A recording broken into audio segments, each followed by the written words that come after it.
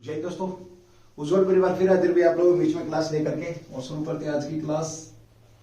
देखते हैं पहला ही क्वेश्चन में आपका चर्चा में रहा जो। चलिए भाई, क्वेश्चन नंबर 1 जो आज का चर्चा में है, इसके ऊपर हमने बात करने वाले हैं भाई।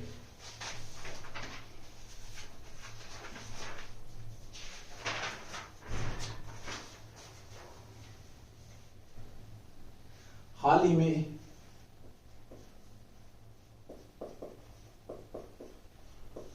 ही में किस देश ने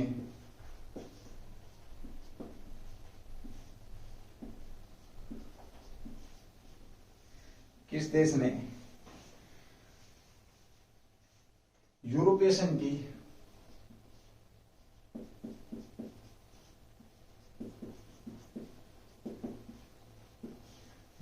की रक्षा नीति में शामिल होने के लिए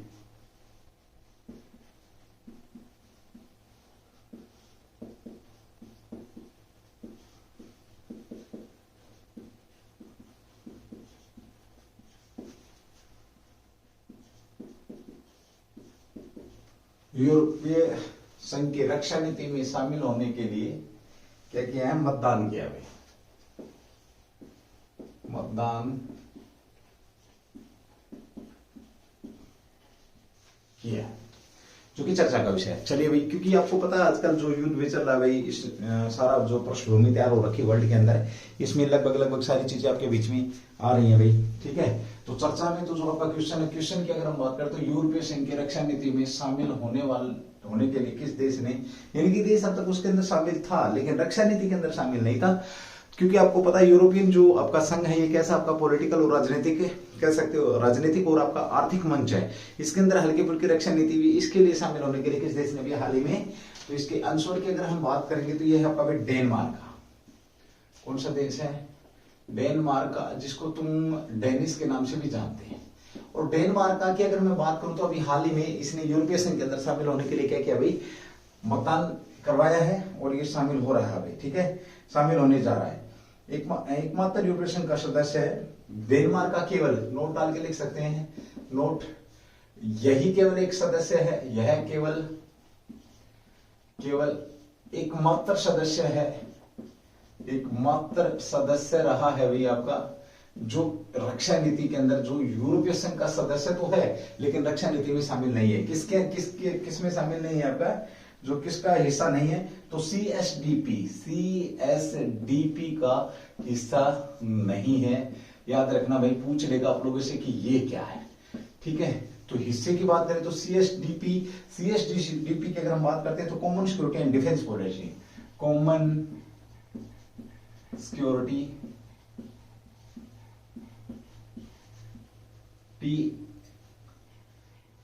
और डिफेंस जो पॉलिसी है, पॉलिसी का हिस्सा नहीं है।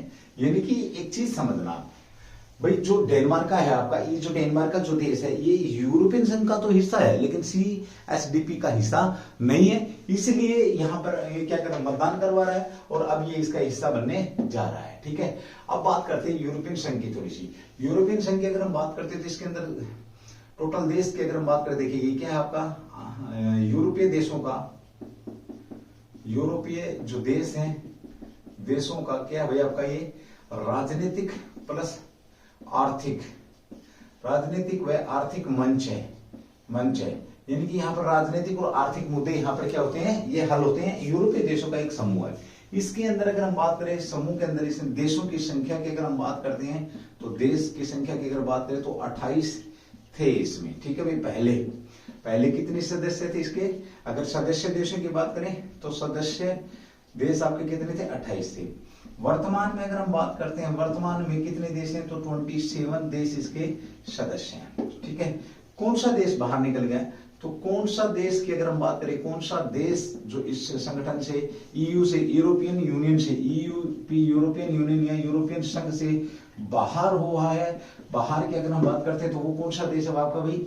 ब्रिटेन ने इसको छोड़ दिया भाई। ब्रिटेन इस संगठन से क्या हो गया? बाहर हो गया। अब बात आती है कि ब्रिटेन इस संगठन से बाहर हुआ कब है? तो ये आपका भाई जनवरी 2020 में ब्रिटेन ने इसको छोड़ दिया भाई। ठीक है, देखिए बड़ा शानदार क्वेश्चन आप लोगों के बीच में। और क्योंकि अब दिमाग में ये आता है कि जब यूरोपियन संघ का हिस्सा है तो रक्षा से संबंधित जो आपकी पॉलिसी है उसका भी हिस्सा होगा, लेकिन अभी है नहीं इसका हिस्सा, तो इसके लिए यहाँ पर क्या किया है, हिस्सा अभी बनने जा रहा है भाई। ठीक है, ओके, चल अब थोड़ी सी बात करते हैं, चलो किसकी, डेनमार्क की बात करें तो इसका संबंध भारत से भी रहा। वैसे ये उत्तरी कह सकते हैं उत्तरी यूरोपीय देश है, उत्तरी यूरोपियन देश है, पहला पॉइंट। दूसरा पॉइंट याद रखेंगे, इसको डेनिस नाम से भी जाना जा सकता, कह सकते हो आप इसे डेनिस में। ठीक है, तीसरी बात करते हैं, इसका आदर्श वाक्य क्या है इस देश का, आदर्श जिस प्रकार से भारत का क्या शब्द में जयते, तो इसका जो आदर्श वाक्य है वो क्या है, वो है भगवान की मदद लोगों का प्यार है, भगवान की मदद लोगों का प्यार, लोगों का प्यार, डेनमार्क की ताकत हुई।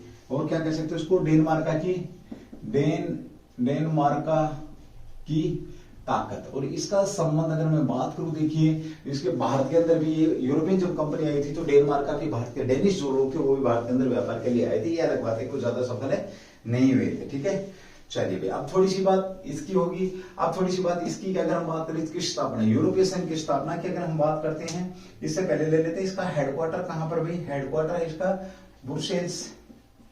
ब्रुसेल्स में इसका हेडक्वार्टर है यूरोपियन संघ का। साथ ही बात करें वाक्य क्या, अनेकता में एकता, अनेकता में जो एकता है, एकता, ये इसका आदर्श वाक्य है। किसका आदर्श वाक्य है ये, आदर्श वाक्य की बात करें तो यूरोपियन संघ का आदर्श वाक्य क्या है, अनेकता में एकता, हेडक्वार्टर ब्रुसेल्स के अंदर है। यह आप लोगों के बीच में शानदार क्वेश्चन है। गठन की अगर हम बात करते हैं, चलो अगर हम बात करें ईयू के गठन की, तो ईयू जो गठन, इसके गठन की अगर हम बात करते हैं तो 1 जनवरी 1958 में, 1 जैन 1958 में रोम की संधि के तहत इसका गठन हुआ था। ये जरूर याद रखना भाई, कौन सी संधि हुई थी, रोम की संधि, किस संधि के तहत भाई, तो रोम की जो संधि है इसके तहत इसका गठन हुआ था, ये यहाँ पर आप जरूर ध्यान रखेंगे।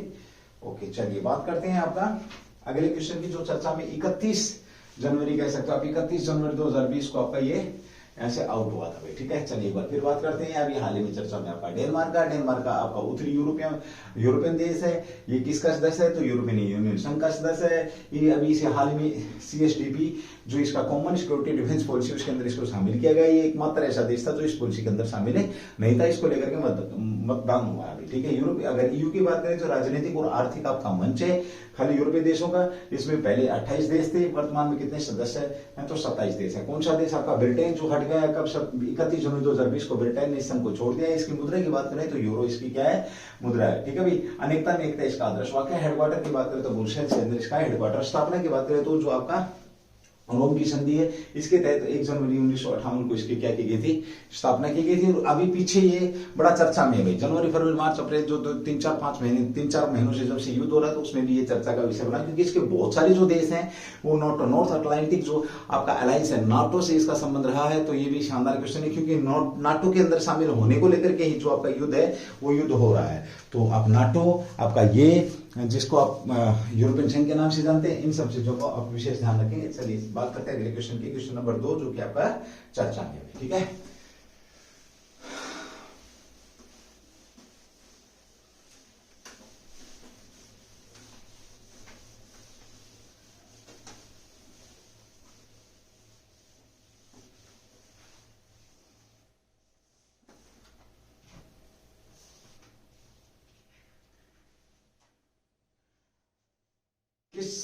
क्वेश्चन नंबर 2 आपका भाई, किस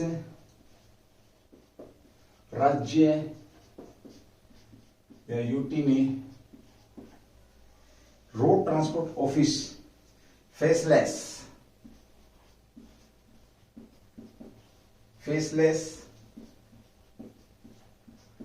आरटीओ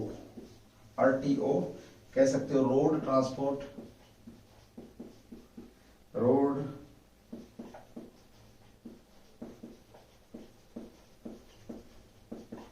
ट्रांसपोर्ट ऑफिस लॉन्च किया है। शानदार क्वेश्चन है आपका। देखिए किस राज्य या यूटी ने फेसलेस रोड ट्रांसपोर्ट ऑफिस, मतलब अब आपका क्या फेसलेस, बिना फेस के, यानी कि अब उसके अंदर आरटीओ नहीं होगा भाई।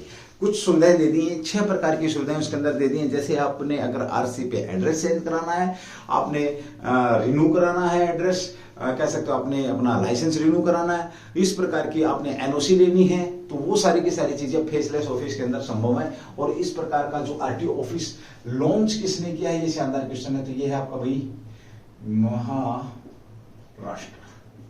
कौन सा राज्य है आपका, ये महाराष्ट्र ने फेसलेस ऑफिस आरटीओ यहाँ पर क्या किया है, लॉन्च किया है, ध्यान रखेंगे। और सरकार ने 6 सेवाओं को ऑनलाइन किया है। इसके अंदर कितनी भी 6 जो सेवाएं रहेंगी, सेवाएं या रोड सेवाएं, रोड से संबंधित जो रोड सेवाएं हैं, सेवाएं यहाँ पर क्या की है, लॉन्च, सेवाएं इसके अंदर लॉन्च की गई हैं, लॉन्च हुई हैं ऑनलाइन भाई, कह सकते हो आप ऑनलाइन ये सुविधाएं आपको मिल जाएंगी। ठीक है, चलिए अगली बात करते हैं हम यहाँ पर। तो ये आपका जो आरटीओ है, इसने और क्या किया है। वैसे महाराष्ट्र का परिवहन विभाग कितनी सेवाएं प्रदान करता है, तो यहाँ पे लिख सकते हैं जो महाराष्ट्र है आपका, महाराष्ट्र का परिवहन जो विभाग है, परिवहन विभाग वर्तमान में अगर हम बात करें तो किसने 80 सेवाएं जो है आपकी ऑनलाइन क्या कर रहा है, उपलब्ध करा रहा है। ऑनलाइन क्या कर रहा है भाई, ऑनलाइन दे रहा है, ऑनलाइन उपलब्ध करा रहा है। ये शानदार क्वेश्चन आपका यहाँ पर बन जाएगा। अभी महाराष्ट्र ने क्या किया, ये आपके बीच में है। ठीक है, ओके, कब किया भाई, अब क्या रहेगा देखिए 2 जून को, तो 2 जून को कब आपका 2 जून 2022 को भाई, 2 जून 2022 को सरकार ने राज्य के नागरिकों को अब आरटीओ ऑफिस में उपस्थित होने की आवश्यकता नहीं है। 6 सेवाओं के लिए अब क्या नहीं है, उपस्थित होने की आवश्यकता नहीं है, उपस्थित होने की आवश्यकता नहीं है। आप ऑनलाइन जो डॉक्यूमेंट है वो सबमिट करें और आप अपनी सेवा का लाभ लें। ठीक है, चलिए अगली बात करते हैं यहाँ पर। ये किसने करी है, तो परिवहन मंत्री वहां के कौन है, सतेज पाटिल ने। ये घोषणा किसने करी है, सतेज जो पाटिल साहब हैं, सतेज पाटिल ने ये घोषणा की है। सतेज पाटिल कौन है, राज्य के परिवहन मंत्री कह सकते हो आप, मंत्री हमें राज्य के परिवहन मंत्री कौन है, सतेज पाटिल हैं। और इन्होंने ये यहाँ पर योजना लॉन्च करी है, याद रखेंगे। ठीक है, चलिए भाई इसके अंदर होगा क्या क्या भाई, डुप्लीकेट ड्राइविंग लाइसेंस। नंबर 1 सुविधाओं में बात करें तो डुप्लीकेट डीवी रहेगा आपका, ड्राइविंग लाइसेंस। उसके बाद और क्या रहेगा आपका भाई, पता लाइसेंस में क्या रहेगा, डीवीएल में क्या, एड्रेस चेंज कराना। नंबर 2 पे क्या रहेगा, एड्रेस चेंज। नंबर 3 पे क्या रहेगा भाई आप इसका, आरसी बुक में पता, आरसी बुक में जो गाड़ी की आरसी जो बुक है उसमें एड्रेस चेंज भाई, एड्रेस चेंज कराना। ठीक है, और 4 में क्या रहेगा, डुप्लीकेट आरसी निकालना। डुप्लीकेट जो आरसी है, आरसी निकलवाना, ये भी इसके अंदर रहने वाला भाई। ठीक है, ओके, ये था क्वेश्चन क्या आपका, बड़ा शानदार, जो कि किस राज्य यूटी ने फेसलेस की यहाँ पर बात करी थी। अब थोड़ी सी बात करते हैं किसकी, महाराष्ट्र की भाई। महाराष्ट्र की अगर हम बात करते हैं तो स्थापना ले लेते हैं। महाराष्ट्र की स्थापना की अगर हम बात करते हैं तो पहले इसका नाम क्या होता था भाई, बॉम्बे होता था। बॉम्बे अंग्रेजों के समय का एक प्रांत था। इससे एक स्टेट आपका गुजराती भाषा वाला अलग ही किया गया। 1 मई 1960 को आपका ये बनाया गया। वर्तमान में सीएम की बात करें तो कौन है, उद्धव ठाकरे भाई, उद्धव ठाकरे। ठीक है, ओके। विधानमंडल की अगर हम बात करते हैं, विधानमंडल कितने सदस्यीय है, तो विधानमंडल आपका 2 सदस्यीय है। विधानसभा की जो सीटें हैं वो कितनी हैं, लोकसभा की सीटें और राज्यसभा की सीटें। सीएम आपकी कौन, उद्धव ठाकरे, शिवसेना से यहाँ पर ये रहे हैं भाई। ठीक है, तो विधानसभा की सीटों की अगर हम बात करते हैं तो 288 भाई। ठीक है, विधान परिषद की अगर हम सीटों की बात करते हैं, परिषद, तो ये आपकी 78 हैं। और जो उद्धव ठाकरे आपके विधान परिषद के सदस्य हैं, याद रखेंगे। आरएस की बात करें तो 19 सीटें हैं और लोकसभा की बात करें तो 48 सीटें यहाँ पर रहने वाली हैं। ठीक है, ये था कि आपका राजस्थान बात, सॉरी महाराष्ट्र। महाराष्ट्र की अगर हम बात करते हैं तो भारत का भारत का सबसे अधिक आबादी वाला, भारत का सबसे अधिक आबादी वाला दूसरा राज्य है भाई। तो सबसे अधिक आबादी कहां की है? तो यूपी की है। दूसरा राज्य कौन सा आपका? महाराष्ट्र है। क्षेत्रफल की दृष्टि से बात करें तो क्षेत्रफल के हिसाब से ये तीसरा राज्य है। अब बात यहां पे आती है महाराष्ट्र की जो कैपिटल है मुंबई भाई। मुंबई कैसी कैपिटल है आपकी? यह है ग्रीष्मकालीन। तो शीतकालीन की अगर हम बात करते हैं तो शीतकालीन राजधानी कौन सी आपकी? नागपुर। शीतकालीन की अगर हम बात करते हैं कालीन तो आपका क्या है भाई? नागपुर। क्या है? नागपुर है आपका शीतकालीन राजधानी, नागपुर भाई। ठीक है, ये भी शानदार क्वेश्चन आपका यहाँ पे बन जाएगा। अब फंक्शन की बात करें, कौन से महत्वपूर्ण जो त्योहार है जो कि महाराष्ट्र से संबंधित हैं भाई आपके, तो बाणगंगा महोत्सव या महोत्सव भाई, महोत्सव। तो नंबर 1 आपका बाणगंगा भाई, बाणगंगा महोत्सव। ठीक है, दूसरा आपका आ जाएगा भोबीज भाई। तीसरा आपका एलिफेंटा महोत्सव भाई, एलिफेंटा महोत्सव। ठीक है, तीसरा आपका आ जाएगा भाई गंगा दशहरा, इसका भी महाराष्ट्र से संबंध है भाई।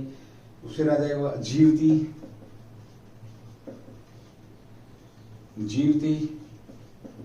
जीवती पूजा। फिर भाई आपका कोजागिरी। फिर आपका नाग पंचमी भाई। फिर है नारली पूर्णिमा।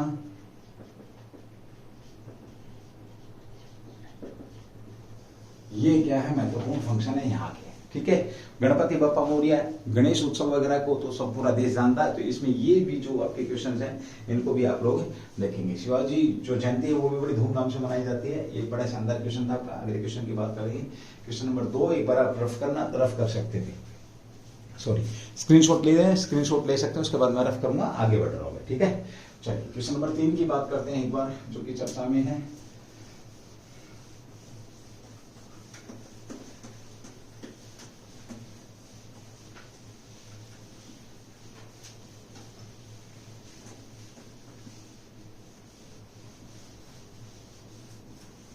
क्लास को शेयर कर दिया करो भाई, क्लास को पहुंचाओ भाई जहां तक पहुंचनी चाहिए। क्लास की जो जगह है क्लास को वहां तक एक बार जरूर हो जाए, अच्छा लगेगा हमें भी भाई। ठीक है, अभी हाल ही में आपकी क्वेश्चन नंबर 3 आरपीएफ चर्चा में है। आरपीएफ चर्चा में है क्यों? चलिए, आरपीएफ ने अभी हाल ही में एक अभियान चलाया भाई। उस अभियान के तहत इन्होंने 150 से ऊपर जो लड़कियां हैं जो ह्यूमन ट्रैफिकिंग है, मानव तस्करी, महिला बच्चों की तस्करी को पकड़ा है। साथ में हम कह सकते हैं 7000 से ज्यादा जो लोग विदाउट चल रहे थे उनको पकड़ा है। तो इसलिए चर्चा में इसने जो अभियान चलाए हैं उनकी हम यहाँ पर बात करेंगे। आरपीएफ चर्चा की बात करें तो पहला क्या आपका रेलवे पुलिस फोर्स, आप इसको कह सकते हैं। रेलवे पुलिस फोर्स ने जो अभियान चलाया है उसको लेकर के चर्चा में भी इसने कौन सा अभियान चलाया? महिला सुरक्षा के तहत। इसने कौन सा भाई आपका? महिला सुरक्षा के तहत ऑपरेशन महिला सुरक्षा, ऑपरेशन महिला सुरक्षा भी सुरक्षा इन्होंने चलाया है। और इसके तहत इन्होंने क्या किया है? 150 महिलाओं को बचाया है। 150 जो महिलाएं हैं, महिलाओं को बचाया है।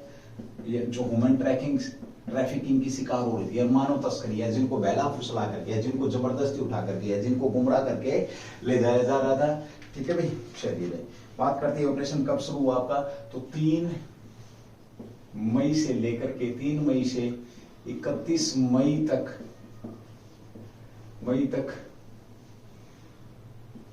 ऑपरेशन महिला सुरक्षा चलाया गया।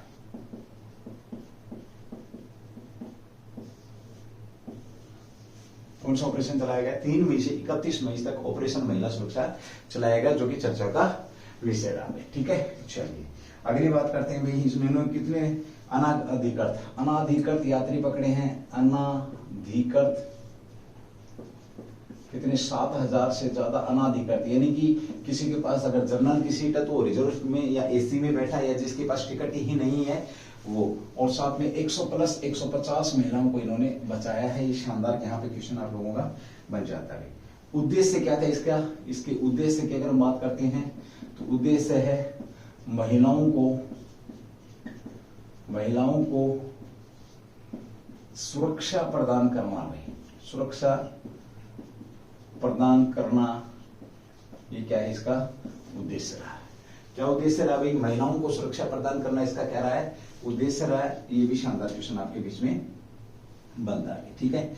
आरपीएफ की स्थापना की बात करते हैं। देखिए स्थापना किसकी भी, आरपीएफ स्थापना की बात करते हैं तो 20 जो आपका सितंबर है 1985 में, 20 सितंबर 1985 के तहत रेलवे पुलिस फोर्स की अधिनियम अगर पूछे अधिनियम तो भी 1984 अधिनियम के तहत इसकी क्या करी है, स्थापना करी है। इसका पिता पूछे यानी कि मंत्रालय की अगर हम बात करते हैं, मंत्रालय तो भाई ये रेलवे मंत्रालय के तहत काम करता है। मंत्रालय किसके तहत, रेलवे। हेडक्वार्टर की बात करें तो नई दिल्ली में, किसकी बात हो रही है, हेडक्वार्टर किसका, रेलवे का हेडक्वार्टर। मंत्रालय रेलवे मंत्रालय, तो इसके मंत्री कौन है, मंत्री की बात करें तो अश्वनी वैष्णव साहब क्या है इसके मंत्री हैं, अश्वनी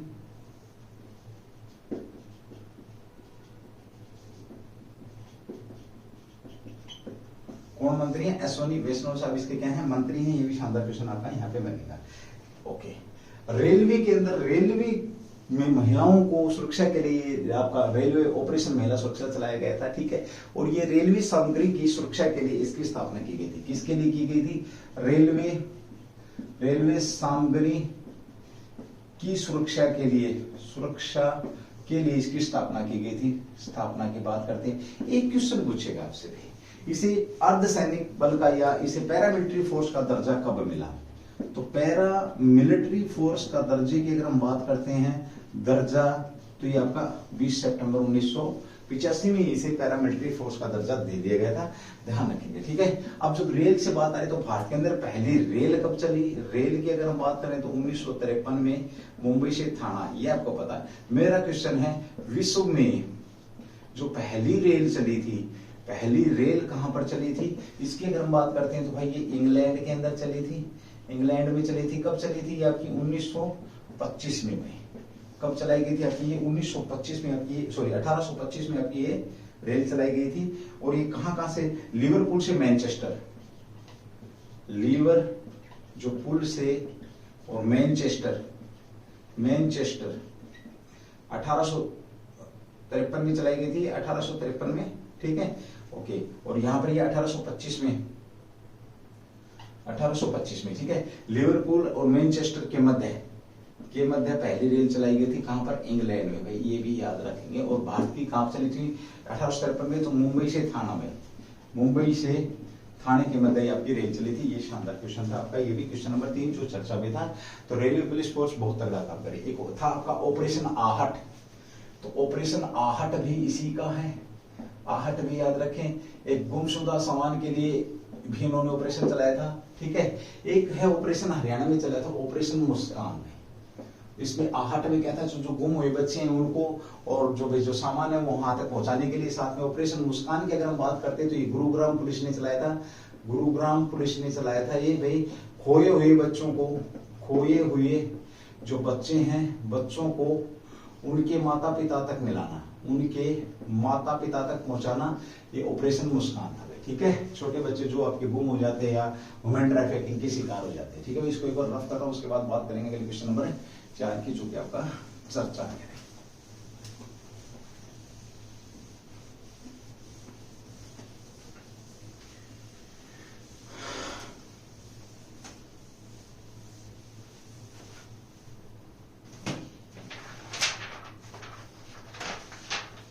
पीसीएफ चर्चा में है भाई आपका क्वेश्चन नंबर 5, पीसीएफ चर्चा में है, यह है क्या पीसीएफ चर्चा में रही है, क्या आपका पावर कॉर्पोरेशन फंड है, क्या आपका ये पावर कॉर्पोरेशन फंड है। इसने लग्जमबर्ग में क्या किया भाई, अभी कुछ जो शेयर हैं उनको सूचीबद्ध किया, इसको लेकर के चर्चा में। तो सबसे पहले बात करते हैं पीसीएफ है क्या भाई आपका, पावर फाइनेंस कॉर्पोरेशन है, PFC sorry PFC power finance corporation है, पावर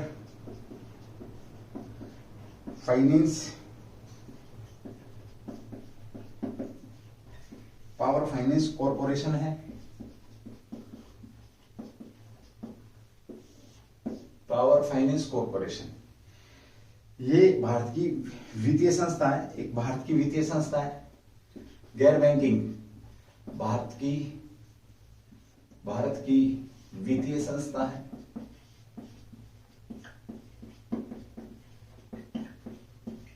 कैसी, गैर बैंकिंग में, गैर बैंकिंग, ये याद रखना, ठीक है, ओके। विद्युत मंत्रालय, अब ये पीएफसी आता किसके दायरे में, पीएफसी, तो ये विद्युत मंत्रालय, विद्युत मंत्रालय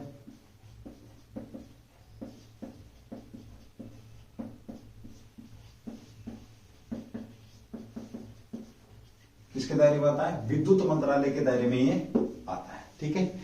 चलिए अगली बात करते हैं इसको लेकर के, ये भारत का कह सकते हो सबसे बड़ा गैर बैंकिंग, इसमें ये भी डाल सकते हो, यह है भारत का सबसे बड़ा गैर बैंकिंग संस्था है, कह सकते हो, ठीक है भाई। चलिए अगले क्वेश्चन की बात करते हैं, जो आपका बन जाएगा यहां से 2021 में, ये अब चर्चा में क्यों था, तो ये सरकारी स्वामित्व वाली कंपनी है, संस्था, सरकारी स्वामित्व वाली संस्था है, मंत्रालय जो मैंने लिखा, ठीक है। इसने घोषणा की कि 300 मिलियन जो यूरो है, यूरो के पहले ग्रीन बॉन्ड खरीदे, क्या कि यूरो के पहले ग्रीन बॉन्ड लग्जमबर्ग, जिस प्रकार से भारत का भारत नेशनल स्टॉक एक्सचेंज है, ऐसे ही ग्रीन बॉन्ड लग्जमबर्ग में क्या किया इसने भाई, stock exchange, Luxembourg stock exchange में सूचीबद्ध किया, कह सकते हो इसने क्या खरीदे, ये आपके LE पूछ लेगा, LSE, ठीक है भाई। और RS ढिल्लो इसके अध्यक्ष, अगला पॉइंट है भाई, इसके अध्यक्ष कौन है, पीसीएफ के अध्यक्ष, पीएफसी के जो अध्यक्ष हैं, अध्यक्ष की बात करें तो कौन है, RS ढिल्लो भाई, RS ढिल्लो के इसके अध्यक्ष हैं, साथ में प्रबंधक निदेशक भी हैं। इन्होंने क्या किया, IFSC गुजरात में आयोजित लिस्टिंग समारोह के दौरान घंटी बजाई थी, गुजरात में आयोजित लिस्टिंग, मतलब उस समारोह के अंदर इन्होंने ये किया है, लिस्टिंग समारोह में घंटी बजाई। सीधी सी बात करें, पीएफसी आपका पावर फाइनेंस कॉर्पोरेशन है भाई, भारत की सबसे बड़ा गैर बैंकिंग वित्तीय संस्था है, विद्युत मंत्रालय के दायरे में आता है। विद्युत मंत्री कौन है, केंद्रीय विद्युत मंत्री वर्तमान में कौन है, ये क्वेश्चन आपके लिए भाई, केंद्रीय मंत्री कौन है ये आप बताएंगे मुझे, ठीक है। भारत का सबसे बड़ा गैर बैंकिंग, इसने क्या किया भाई, सरकारी स्वामित्व संस्था, 300 मिलियन यूरो के जो ग्रीन बॉन्ड लग्जमबर्ग है, जैसे national stock exchange, Bombay stock exchange, ऐसे इन्होंने घंटी बजा करके ये अपना एक्सचेंज जो आपका है ग्रीन बॉन्ड लग्जमबर्ग जो स्टॉक एक्सचेंज में सूचीबद्ध कराए है, ठीक है। ये शानदार चर्चा का विषय है। चलिए अगले क्वेश्चन की बात करते हैं, क्वेश्चन नंबर जो 6 जो आपका चर्चा, अध्यक्ष कौन है पूछे आप लोगों से, तो अध्यक्ष आपके बीच में है RS ढिल्लो साहब, क्या इसके पावर फाइनेंस कॉर्पोरेशन के क्या है अध्यक्ष है। पावर से आप लोग समझ गए होंगे, सीधी सी बात है, बिजली से इसका क्या रहा है संबंध रहा, पैसे, पावर, ये सारी चीजें यहाँ पे बनता है। चलिए सत्येंद्र नाथ बोस चर्चा में रहे। क्वेश्चन नंबर 6 भाई आपने सत्येंद्र नाथ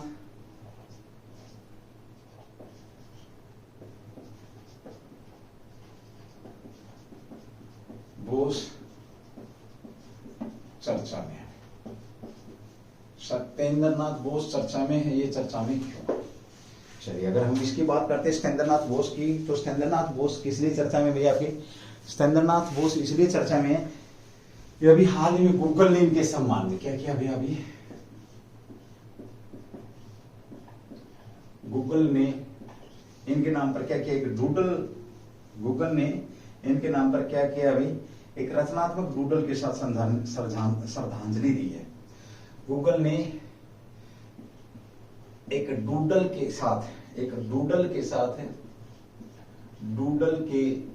साथ कह सकते हैं, इनके नाम पर एक डूडल चला है, डूडल के साथ श्रद्धांजलि दी है। श्रद्धांजलि पहले भी इस प्रकार की कार्रवाई करी है भाई गूगल ने, डूडल चला करके किसी एक और साइंटिस्ट के नाम पर श्रद्धांजलि दी है। अब ये थी क्या भाई, जो गूगल ने इनको एक डूडल, जो इनके नाम पर एक डूडल चलाया है, इनसे इनके सम्मान के तौर पे एक डूडल के साथ इनको श्रद्धांजलि दी है। तो जो आपके सत्येंद्र नाथ साहब थे, सत्येंद्र जो नाथ थे आपके, नाथ बोस, ये थे कौन भाई? तो ये आपके कह सकते हो भौतिकी साइंस विज्ञानी थे, कह सकते हो भौतिकी वैज्ञानिक और गणितज्ञ थे भाई आपके। इनका संबंध कहां से रहा है? भौतिकी वैज्ञानिक प्लस गणितज्ञ थे आपके। ये क्या थे? गणितज्ञ।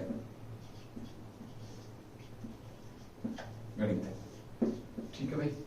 चलो और अगर हम बात करते हैं ज्यादा, तो बोस आइंस्टीन कंडेंसन में इनके योगदान के लिए ये डूडल चलाया क्यों? योगदान क्या था इनका भाई?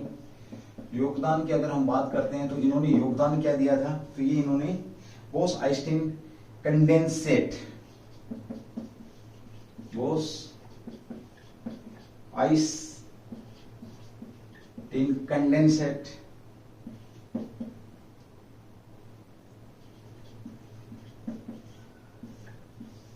बोस आइंस्टीन कंडेंसेट के योगदान के लिए भेजा भाई इनको, महत्वपूर्ण खोज थी इनकी।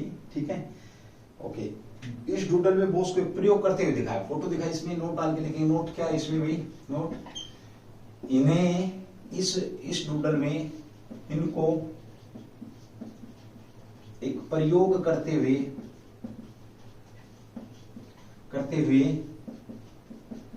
दिखाया है भाई। ठीक है, चलो साथ ही बात करते हैं इनके जन्म की भी। अब सत्येंद्र नाथ के, एस नाथ के अगर हम जन्म की बात करते हैं, सत्येंद्र नाथ के जन्म अगर हम पूछें, वैज्ञानिक थे, क्लियर हो गया। जन्म है इनका भाई 1 जनवरी 1894, 1 जनवरी 1894। कहां पर हुआ भाई? कलकत्ता में भाई, जन्म गांव है इनका कलकत्ता में। 1920 में इन्हें क्वांटम यांत्रिक पर, क्वांटम जो यांत्रिक है, क्वांटम थ्योरी कह सकते हो, यांत्रिकी, क्वांटम यांत्रिकी पर अपने काम के लिए जाना जाता है। क्वांटम यांत्रिकी पर काम के लिए इनको जाना जाता है।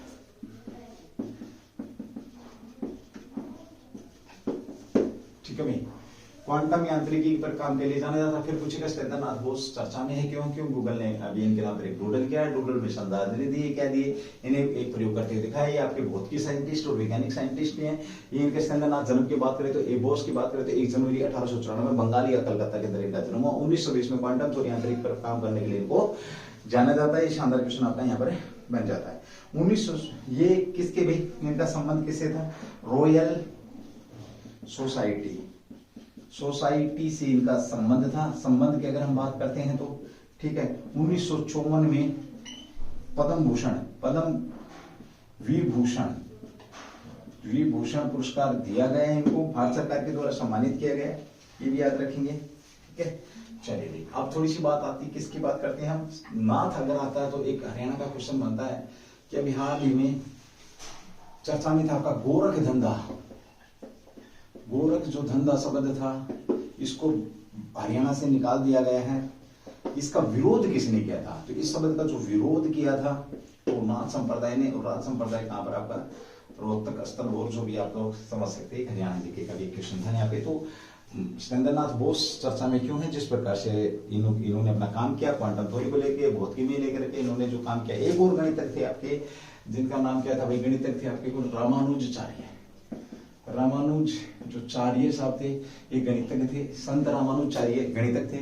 इनकी मूर्ति कहाँ पर बनाई गई है, बैठे मुद्रा में इनकी मूर्ति बनाई गई है। बैठे मुद्रा में कहाँ पर बनाई गई है, तो रामानुजाचार्य जो गणितज्ञ थे इनकी मूर्ति भारत के अंदर हैदराबाद जीयर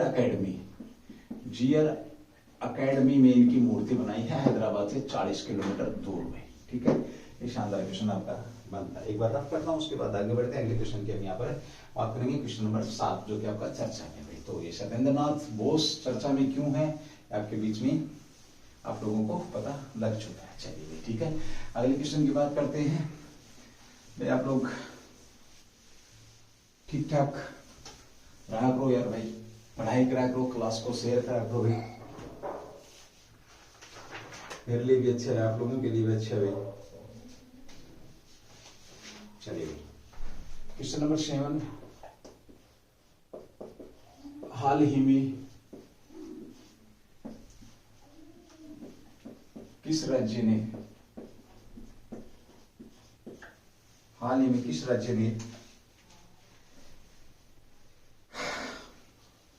भौतिकी स्टाम्प पेपरों को समाप्त किया?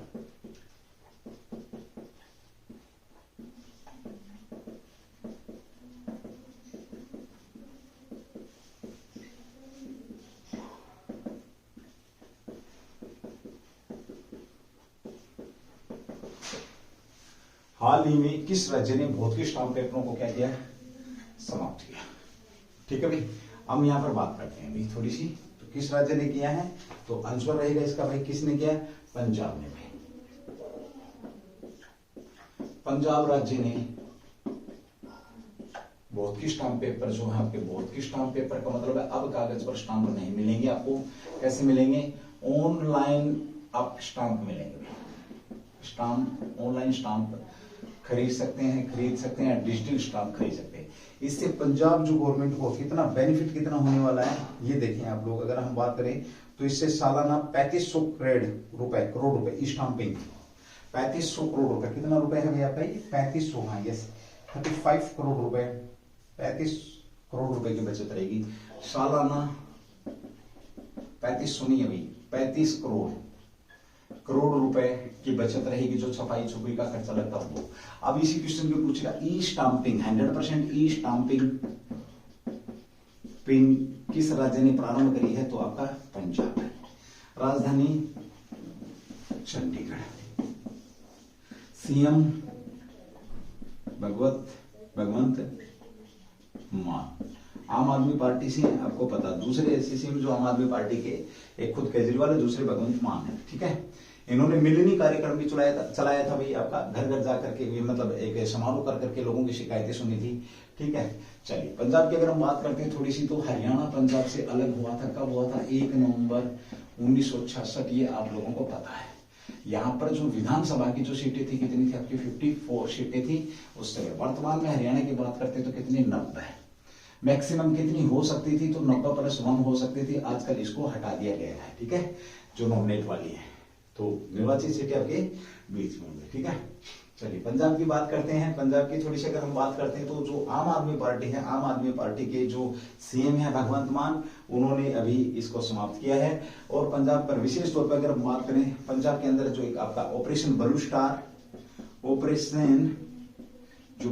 है, ब्लू स्टार ये भी पंजाब से संबंध रखता है। आपका जलियांवाला बाग कांड, जलियांवाला बाग हत्याकांड भी आपका यहीं से संबंध रखता है। अमृतसर गुरुद्वारा जो आपका गोल्डन टेम्पल जिसको बोलते हो आप, गोल्डन टेम्पल भी आपका भाई एक आपका कौन सा बॉर्डर है आपका वहां पर, तो आपका जो बॉर्डर है एक इंटरनेशनल बॉर्डर है। बॉर्डर से किसके साथ सीमा रेखा बनाता है पंजाब आपका, तो ये पाकिस्तान के साथ भाई, पाकिस्तान के साथ सीमा बनाता है, सीमा साझा करता है। साथ ही हम बात करें यहाँ पर, तो आपातकाल सबसे ज्यादा सबसे ज्यादा समय तक, तो आपका पंजाबी है। सबसे ज्यादा बार की बात पूछे, ज्यादा बार, तो ये आपका यूपी है। ठीक है। बाघा बॉर्डर, बाघा बॉर्डर का संबंध भी कहां से भाई, बाघा बॉर्डर जहां से आपका कौन आए थे, जो आपने जो हमारे जो एक पायलट साहब थे जिनका जो विमान क्रैश हुआ था उस समय बाघा बॉर्डर से उनको लाया गया था। तो बाघा बॉर्डर हमेशा चर्चा में रहता है, तो बाघा बॉर्डर भी आपके ऐसे संबंध रहता है। चलो, गेहूं में बहुत ज्यादा भाई उत्पादन की बात करें तो सब बहुत मतलब प्रतिशत की बात करें तो शीर्ष के जो राज्य हों में इनकी इसकी गिनती होती है पंजाब की।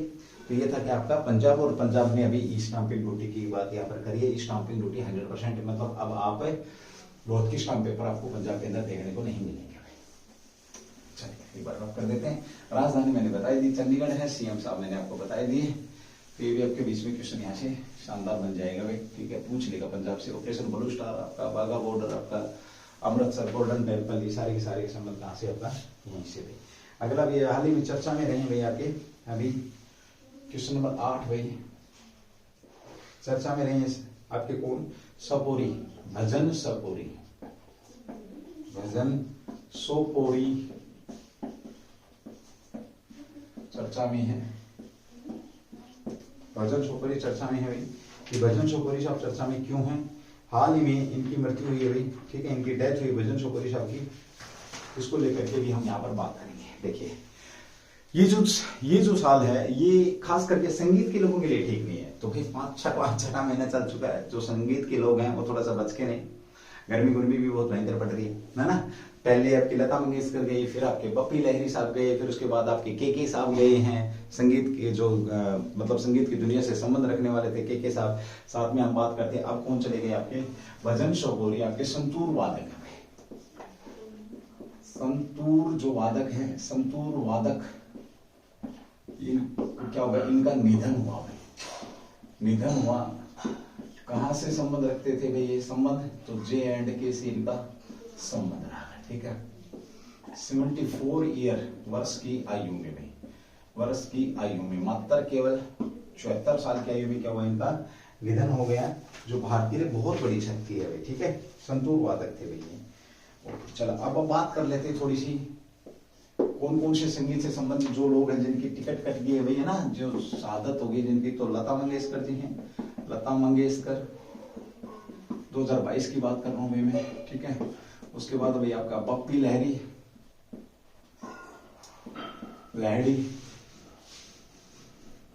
पप्पी लहरी भाई। उसके बाद आपका के साहब है। ठीक है, और अभी कौन हो गया आपके भाई, सोपोरी, भजन सोपोरी भाई। ये लोग क्या हुए भाई, आपके मृत्यु को प्राप्त हुए। लता मंगेशकर, पप्पी लहरी, के और सोपोरी साहब। ठीक है भाई, अब चलो बात करते हैं हम। बात क्या करनी है हमने अभी, J&K के ऊपर करनी है। तो J&K की बात करें तो कब आपका बना, 31 अक्टूबर आपका J&K की अगर हम बात करते हैं 31 अक्टूबर 2019 को आपका J&K बना है। J&K के 2 टुकड़े किए गए। J&K आपका स्टेट था। स्टेट की बात करें तो J&K की गठन की अगर हम बात करते हैं, देखिए J&K की गठन की, तो उस समय लद्दाख भी इसके अंदर शामिल था। J&K का गठन तो ये 1954 के अंदर कह सकते हो समझौते के तहत राजा हरि सिंह के साथ समझौता करके इसको भारत में विलय कर लिया गया था। ठीक है, इसके बाद अक्टूबर को 2 यूटी बनाई गई आपका, एक तो जम्मू और कश्मीर भाई। ठीक है, और दूसरा आपका लद्दाख, दूसरा क्या बनाया गया, लद्दाख। चलिए, अक्टूबर 2019 को J&K आपका क्या बना, यूटी बना, बिल्कुल सही है। लद्दाख पूछे तो ये भी यूनियन टेरिटरी बनाया गया आपका, ये भी बिल्कुल सही बात है। अगर पूछे गठन 1954 विघटन पूछे तो 31 अक्टूबर 2019 को विघटन हुआ। ये यहाँ के रहने वाले। अब बात आती है J&K की राजधानी, तो श्रीनगर भाई।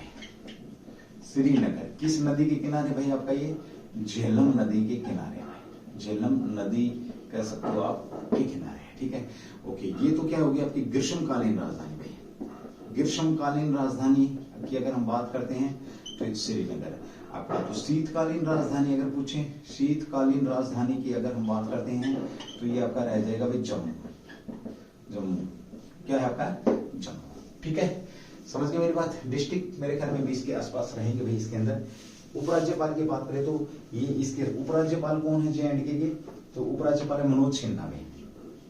उपराज्यपाल लेफ्टिनेंट गवर्नर की बात करते हैं तो कौन है, मनोज सिन्हा भाई, उपराज्यपाल रहे हैं यहाँ पे। विधानसभा सीटों की अगर हम बात करते हैं 114 भाई। उसके बाद आपका लोकसभा की सीटों की बात करते हैं तो 5 हैं, और राज्यसभा की सीटों की बात करते हैं तो कितनी है, 4 भाई। ये कितनी, लोकसभा की आपकी 5 है। लेकिन एक चीज ध्यान रखना भाई, यहाँ पर अभी प्रीसमन बैठा हुआ था तो 6 सीटें, 5 से 6 सीटें बढ़ने के आसार है यहाँ पर। तो आप कह सकते हो 5 से 5 सीटें बढ़ेंगी, यहाँ पर बढ़ेंगी किसकी, विधानसभा की भी, यहाँ पर J&K के अंदर में। ठीक है, आपसे पूछे सुगंधित खेती पूछे, टुलपेस खेती की पूछे, यहाँ पर सबसे ज्यादा महंगा GI टैग पूछे आपसे, मीठे पानी की झील पूछे, उलर झील पूछे आप लोगों से, विश्व का सबसे गहरा गार्ड पूछे आपसे, तो ये सारे के सारे आपके यही है। डल झील पूछे आपसे, तैरता हुआ ATM पूछे आपसे, J&K के अंदर ही है। ठीक है भाई, तैरता हुआ ATM भी पूछे तो कहाँ पर आपका, J&K के अंदर ही है। पंचनदियों की अगर हम बात करें, झेलम है आपका, चिनाब है, अस्कनी, विदिशा, सारी की सारी जो नदी आपकी यहीं पर है। अगली बात करते किसकी, थोड़ी सी यूटी की बात करते हैं तो यूटी कौन आपका, लद्दाख। लद्दाख की अगर हम बात करते हैं तो 2 डिस्ट्रिक्ट इसके अंदर है भाई, छोटा 2 डिस्ट्रिक्ट कौन सा, लेह और कारगिल भाई, लेह और कारगिल भाई। ठीक है, ओके। यहाँ पर अगर हम बात करते हैं लेह और कारगिल की, तो यहाँ पे लोकसभा संसदीय सदस्य कौन आपके, नामग्याल साहब हैं, कौन है, जामयांग सोरिंग नामग्याल भाई, जामयांग सेरियांग नामग्याल, ये क्या है, यहाँ के MP हैं, मेंबर ऑफ पार्लियामेंट पूछे तो। लेफ्टिनेंट जनरल पूछे तो राधा कृष्ण माथुर भाई, राधा कृष्ण माथुर मतलब उपराज्यपाल भाई, उपराज्यपाल लद्दाख के यही है भाई। राज्य पशु की अगर हम बात करते हैं तो लद्दाख का हिम तेंदुआ भाई, हिम तेंदुआ को बनाया गया है, हिम तेंदुआ। पक्षी पूछे तो काली गर्दन वाली क्या भाई आपकी, सारस, काली गर्दन वाली जो सारस है उसको राज्य पक्षी के तौर पे यहाँ पे बनाया गया था। ये आपका क्या है, सबसे बड़ा, सबसे हाइट पर आपका रेडियो स्टेशन लद्दाख के अंदर। सबसे बड़ा अगर हम पूछे आपसे जो आपका लोकसभा क्षेत्र, तो वो भी आपका क्या है, लेह के अंदर ही है। ठीक है भाई, चलिए, लद्दाख के अंदर ही यहाँ सबसे बड़ा माना जाता है। ये आपका चर्चा का विषय बना हुआ, शानदार क्वेश्चन था ये भी आपके बीच में। और भाई दोस्तों, आज की जो क्लास है आप लोगों की वो यहीं पे समाप्त होने वाली है। क्लास को भाई शेयर कर दिया करो, क्लास को दूसरे लोगों को फॉरवर्ड कर दिया करो, ताकि आपके साथ साथ कोई और भाई भी इस क्लास का फायदा उठा ले। ठीक है, थैंक यू, जय हिंद, डू द बेस्ट।